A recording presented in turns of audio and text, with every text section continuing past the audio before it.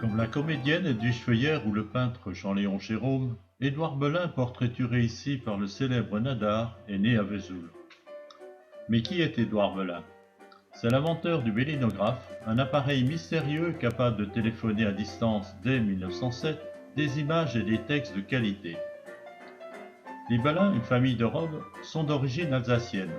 Après la capitulation de la France, la famille Belin choisit de s'exiler à Montpellier puis à Vesoul, où Belin père est nommé conseiller à la cour. Alors que son père a déjà 42 ans, le jeune Édouard vient compléter la fratrie. Il a un frère Marcel de 6 ans et deux sœurs de 7 et 4 ans. C'est au lycée impérial de la ville qu'il débute sa scolarité. Attentif, curieux, discipliné bien qu'un peu expiègle, il est bien placé dans toutes les matières. Esprit très créatif, à 6 ans, le jeune Édouard construit la maquette d'une locomotive. Quelque temps plus tard, il confectionne cette maquette de manège, toujours opérationnelle en 1951. 7 ans plus tard, son père est nommé conseiller à la cour d'appel de Dijon. Comme à la maison, c'est avec fermeté et autorité qu'il y dirige les débats. Mais alors qu'il vient d'avoir 14 ans, c'est le drame familial. Sa sœur Hélène et quelques mois plus tard sa mère décèdent.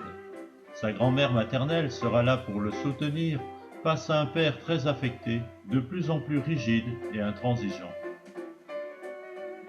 Sans délaisser ses études de latin, il montre très vite une réelle capacité d'appréhension des nouvelles technologies. Il se fait remarquer auprès de M. Thérault par ses propositions d'amélioration des freins de bicyclette. Il construit des maquettes d'horloges, dont une aurait marqué plus vite les heures de cours que le temps passé en récréation. Sans doute son côté expiègle. Mais surtout l'année de son bac, il dépose aux grandes dames de son père un brevet pour son opisténographe, un appareil photographique capable de prendre des clichés vers l'arrière à l'insu de ses professeurs et peut-être de quelques jolies filles. Son bac en poche, alors qu'il aurait voulu intégrer une école d'ingénieur, son père l'inscrit à la faculté de droit de Dijon, et c'est à contre-cœur qu'il accepte pour ne pas déroger à la tradition familiale. C'est dans les années fac qu'il assiste à une projection cinématographique des Frères Lumière. C'est la révélation. Il imagine un cinématographe capable de transmettre à distance des images animées, c'est-à-dire la télévision, un mot qui n'existe pas encore. C'est sûr, les études de droit, il n'en peut plus. Malade, à la faveur d'un conseil de famille, il ose affronter son père et lui dire son envie de se tourner vers les arts graphiques. Grâce à l'appui de Bartholdi, il entre à la célèbre école impériale des arts graphiques de Vienne. Entré dans la vie active, Édouard Belin n'oublie pas son idée de télévision, une technologie infiniment plus compliquée que le cinématographe. Si la succession d'une dizaine d'images par seconde suffit à donner au spectateur l'illusion du mouvement, pour transmettre des images à distance, il faut d'abord, en moins d'un dixième de seconde, les pixeliser pour donner au spectateur l'illusion d'une image. En 1900, la technologie de l'époque à base de miroirs et de systèmes bielle-manivelle ne lui a pas permis de tenir ce rythme infernal. Pendant ce temps, l'Allemand Arthur Korn conduit des essais de transmission d'une simple image. Malgré quelques parasites, la presse crie au miracle et au prodige. Piqué au vif, Édouard Belin abandonne ses travaux sur la télévision pour se consacrer lui aussi à la transmission d'images fixes, pour lesquelles le facteur temps est sans grande importance. Il imagine un appareil inédit exploitant le relief des photographies au charbon, dont il s'est fait une spécialité. Le 9 novembre 1907, il transmet, sur la ligne téléphonique Paris-Lyon-Bordeaux-Paris, la photographie d'une petite chapelle alsacienne. La fidélité et la netteté du résultat dépassent toute espérance. Quelques mois plus tard, c'est le portrait de la reine Wilhelmine des Pays-Bas qui est transmis devant le tout Paris. L'image obtenue à la réception est de bien meilleure qualité que celle de Korn. La presse française unanime célèbre cette réussite comme une victoire du génie français, portant la France au premier rang de la téléphotographie. Même la presse américaine s'enthousiasme et fait la une avec les transmissions du Frenchy.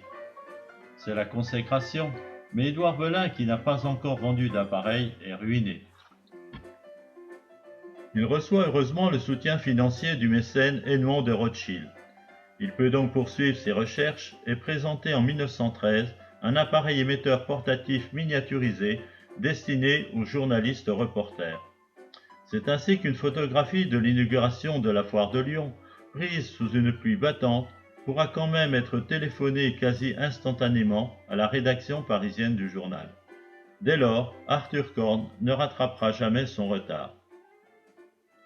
En 1920, il est sollicité par le journal Le Matin pour retransmettre en exclusivité les photographies de la cérémonie d'ouverture des JO d'Anvers.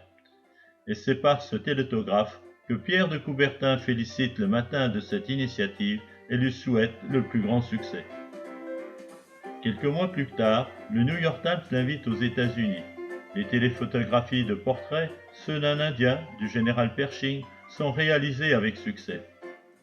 En 1921, toujours à l'initiative du journal Le Matin, Édouard Belin va tenter de réaliser une première mondiale, la transmission sans fil entre les États-Unis et les antennes des établissements Belin de la photographie du futur vainqueur du match de boxe, Dempsey-Carpentier.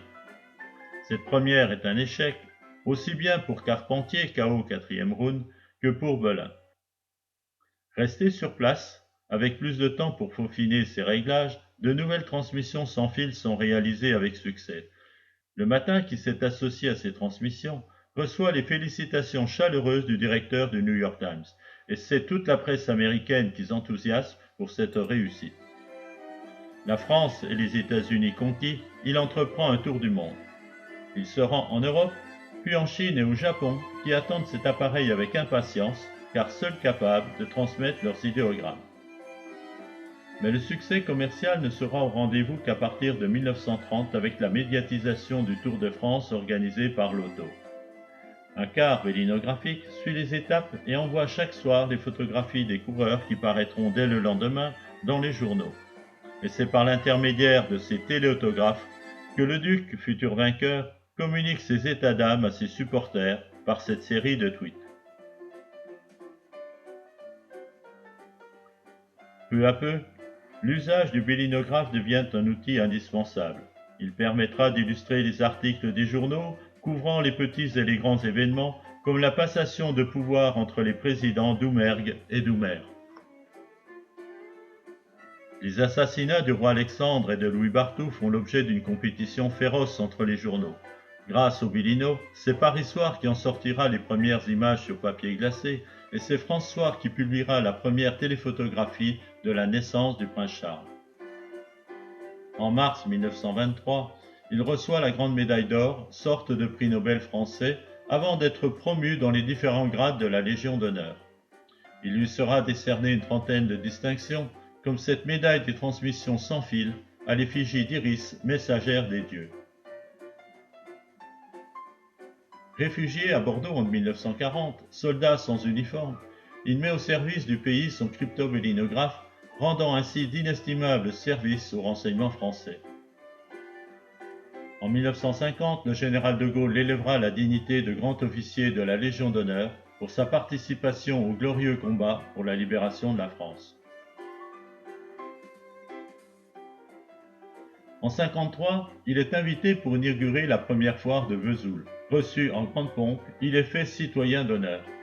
À son décès en 1963, la ville donnera son nom au nouveau lycée et à une rue, et pour le 50e anniversaire de sa mort, sera inauguré un buste en bronze.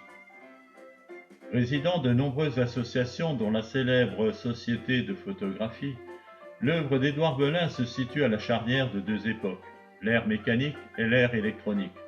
Bricoleur de talent, il a su s'imposer face à des géants comme l'allemand Siemens. Le bélinographe plus connu du grand public, maintes fois amélioré, est resté en service dans les administrations jusque dans les années 1980, détrôné par le fax. Quoi qu'il en soit, la leçon à tirer de tout ceci, c'est que la vie nous réserve des surprises et qu'elle s'écarte souvent de la direction que les parents ont voulu lui donner. Édouard Belin.